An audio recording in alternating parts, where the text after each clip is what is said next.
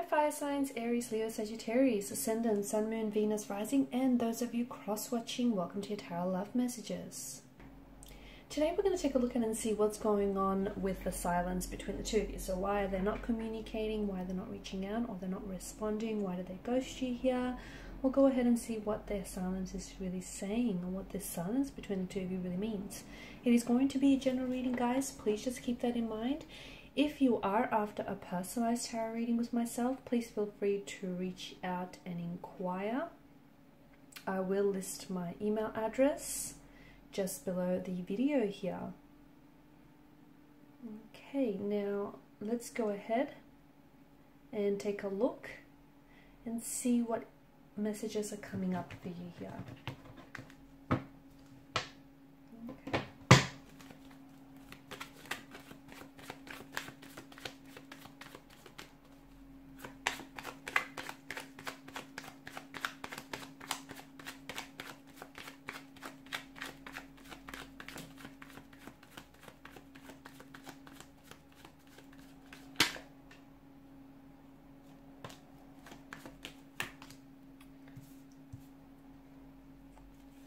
Okay, interesting.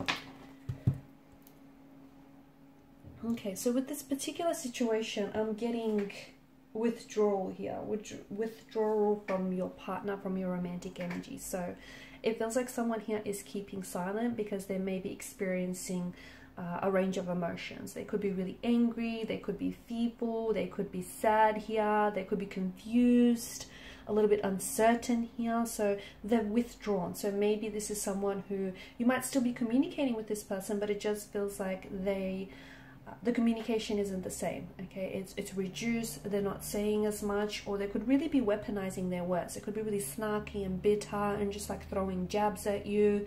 It could be very short and brief.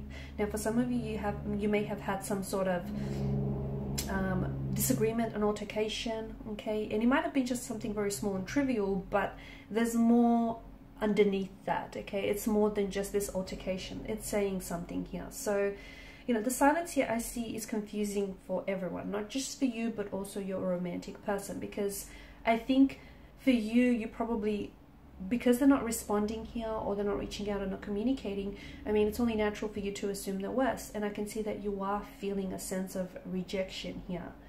Okay, now for some of you, I feel like you have to know that their silence, it could be a punishment. I know it sounds emotionally mature, but hey, you know, I'm seeing a bit of ego play in the works here. So the fact that, you know, at its extreme, their silence could be a punishment. They might be punishing you. They might be using their silence here to manipulate you in this situation here. For others, it's not so much, it's not that cruel or toxic. It's more an attempt to kind of, you know, they're in their head, and it's more an attempt to kind of navigate this emotional territory and their emotions, like what's really going on. They may be starting to catch feelings for you. Their feelings for you might go the other way. They might be dissolving. They're kind of just trying to figure their way around this. And this is someone who I feel like has pulled away as a result. And for you, you're probably feeling a sense of rejection, abandonment, and you're just feeling a little bit uncertain. So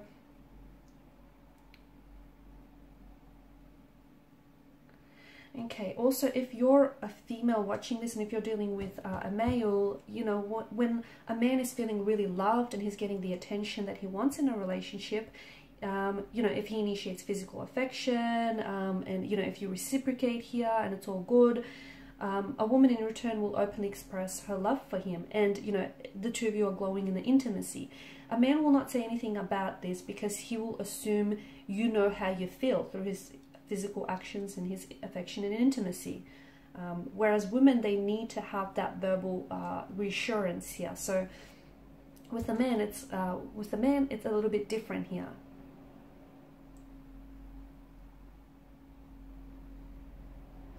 Okay, silence is not necessarily golden, and not in this case as well, because I feel like I'm seeing that there is a silent withdrawal from your person, and I do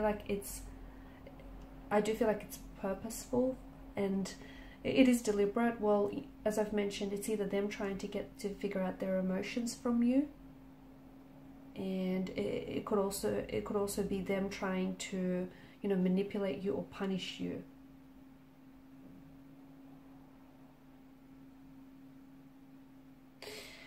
I'm also seeing some of their behavior here. So someone here is pursuing an energy. Okay, so I'm not sure if you're the pursuer. So I'm getting two different types of energy: pursuers and withdrawers.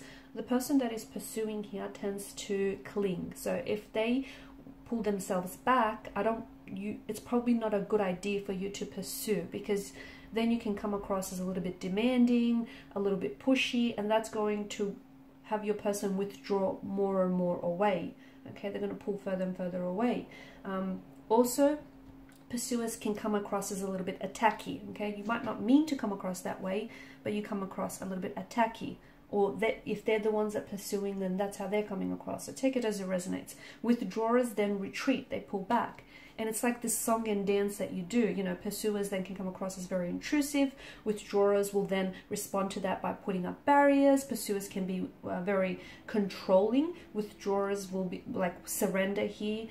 Pursuers think they're right. Withdrawers think they're wrong. Pursuers lead. Withdrawers will follow. You know, pursuers. The pursuer here will feel very helpful, whereas the withdrawer will feel very helpless. So it's like this song and dance that you're doing. And it just feels like this is what's keeping the interaction between the two of you stuck. Okay, this dynamic. So you have to find a way to break this dynamic if you really fall into this pattern here. I'm also seeing that, like, what's going on with your person's brain right now. So they're just trying to protect themselves. They're just trying to process their emotions. And what's going on with their brain right now is, I feel like it's a protective, them shutting down, them withdrawing, and them not communicating with you. It's a protective mechanism. They could be trying to protect their ego here. Maybe they feel really hurt by something that you said, maybe by the tone in which you said it. You know, I'm seeing some sort of altercation. Maybe they're just feeling really hurt and has nothing to do with you, and you know, they're kind of lashing out at you. They're projecting their hurt onto you. But I think the origins of what's happening here, it really lies in their emotional being and their emotional environment. So there could be certain things, you might have pushed their emotional buttons, so there could be certain emotional triggers here that I think have developed in either the early days, like in family, schools, or in their just like in their adulthood, young adulthood, and their upbringing here. And it feels like this person is really struggling to find an emotional language. So if they are hurt by something that you've said, it might bring up memories of, you know, their abusive parents or their abusive upbringing here. And instead of communicating with you, this person is then, you know, they withdraw here. Okay, they withdraw because their brain, it just feels like their mind here has little need or capacity to talk about these emotions, because it's not how they were brought up here. And it's just that they quite literally are struggling to find this emotional language, okay, to which they want to communicate here. I'm also seeing that your person is someone who is a little bit pride. They're coming across as very proud. There's a lot of pride here, ego involved, and they don't want to talk about their emotions because they don't want to be exposed. Okay, they want to remain that, you know, really manly or very alpha here. And maybe, you know, it's sort of like an old chestnut that emotions are not manly, and, you know, heaven forbid a man discusses them. So he or even she, because they're an alpha energy here, they might just fear being exposed here. I'm also seeing that this person is getting angry with their feelings. They're very irritable. They feel frustrated at just having these feelings, whatever these feelings are in the first place. Because you remember, this is an energy that doesn't do feelings very well. And I think silence is an attempt for them to protect themselves, possibly also protect you from causing more damage to this relationship connection here. Because I'm seeing that there's already some sort of conflict or existing tension. They don't want to communicate because they don't want to add to it. So maybe it's a good idea to give this person space, some time to work things through. Is it a winnable competition? I don't know. I feel like some people, you know, some people hate feeling inadequate. so much so that they might process their feelings slower. And they do that in a way to avoid the feelings of defeat. So not that this is a game, but they're coming across as, it's coming across as something like that. So they don't want to compete with you, or they do want to compete with you in this conflict or in this silent treatment. And this is why they're responding a lot slower, because they want to win. Okay, not that it's a game, but that's kind of how they view it. Okay, if you break the silence first, and if you communicate first, or if you apologize first, ultimately they see it as defeat, victory, them defeating you. It's just, there's some sort of conflict, there's some sort of tension here, and truth be told, it feels like this person is unhappy because it's affecting their mood. So whether it's an altercation that you have, it just feels like they're not necessarily happy here. I can see that you're experiencing huge concern, anxiety, also confusion about your person's silence and their withdrawal, and you're probably guessing what they're thinking or feeling. Don't assume the worst here. I just think it's a good idea to give this person a little bit of space, and to give yourselves a little bit of space, a little bit of time here. I think they're going to come back around, or if you do want to initiate conversation, just don't come from a place of ego, okay? Like, don't "I told you so," or you're right, they're wrong. I think just really try to neutralize the communication here. Just try to stabilize the energies. I do think there will be contact, there will be communication in the future. This person will come back here, but be careful, because the Fool is an energy of someone waltzing back into your life and not taking personal responsibility for what's happened. So they sort of will start communicating, but ignoring the fact that the two of you just went through this huge gap of no contact, no communication, or they may have even ghosted you. So they're just sort of waltzing back into your life, almost as if nothing happened. Pull them up about it, because they did it once. Guarantee you they'll do it again. Okay, so watch what you tolerate.